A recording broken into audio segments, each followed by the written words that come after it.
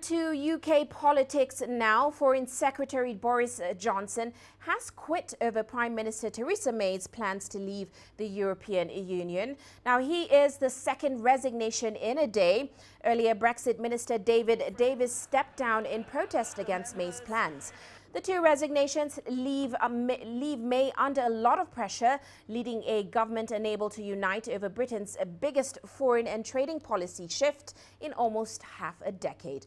The moves also cast doubt on whether the Prime Minister will try to weather the storm and stand firm in her commitment to pursue a business-friendly exit from the European Union. Now, earlier, Theresa May appointed Dominic Raab as the new Brexit secretary. He replaces David Davis, who quit late on Sunday in protest over May's plans for a close trading relationship with the European Union. Raab was previously the Minister for Housing and also served in the Ministry of Justice. His appointment will likely appease some of the more ardent Brexiters.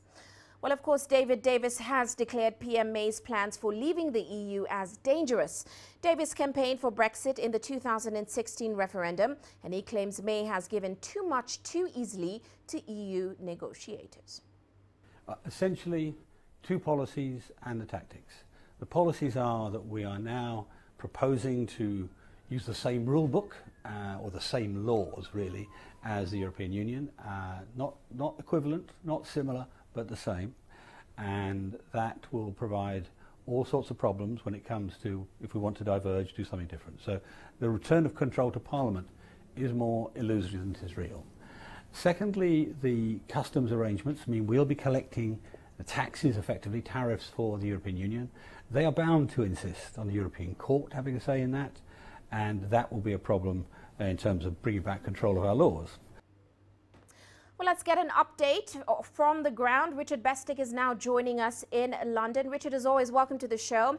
Now, certainly trying times for Prime Minister May right now. 3 resignations in 24 hours and certainly a deeply divided cabinet as well. What did today's address in Parliament, of course, about her new Brexit plan, reveal about positions on her plan and certainly her leadership going forward? Well, Uche, you're absolutely right. These are extraordinary times in British politics. The opposition call it absolute chaos, and to a large extent you can understand why.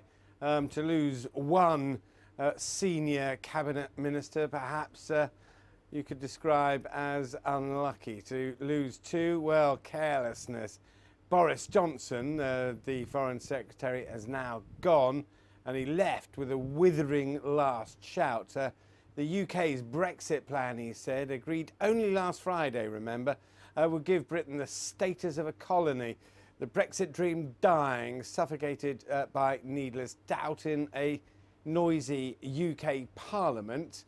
And with her 2 senior cabinet ministers down, the Prime Minister, Theresa May, stuck to her controversial Brexit plan. The first minister to go was, as you were saying there, David Davis, the point man in Brussels, the man who represents Britain's Brexit position, claiming May's plan stuck too closely to EU rules and regulations. But, significantly, Uche, it's Boris Johnson's departure which has now triggered a full-on discussion of a leadership challenge on Theresa May, and that could bring all sorts of implications with it. Well, Richard, is this the end of the road for May's Brexit plan, or is there some little hope that there can be some sort of agreement reached on the Brexit plan, and certainly with the EU as well at this stage? Well, you mentioned 2 very significant points there. There are those inside the British Parliament saying there will be resignations continually from the ministerial ranks in the government until she drops this plan. And of course, we haven't yet, excuse me, Uche, we haven't yet heard from the International Trade Secretary, Liam Fox, who, I sound a little bit like Theresa May at the party conference, who hasn't yet announced whether he'll resign. He's another hardline Brexiter. So if he goes, she's under more pressure. Boris Johnson, though, is the man who will continue to fight this. He will be a magnet for those who want a leadership challenge. Uche. Apologies for that, Richard. But as always, many thanks for your insights there. We'll certainly be following that story. Well, meanwhile, the European Commission says it will continue to negotiate with the British government after the resignations. We will continue to negotiate in goodwill, bona fide, with Prime Minister May and the UK government negotiators in order to reach a deal. We are working for a deal and we are available 24/7 to contribute to one.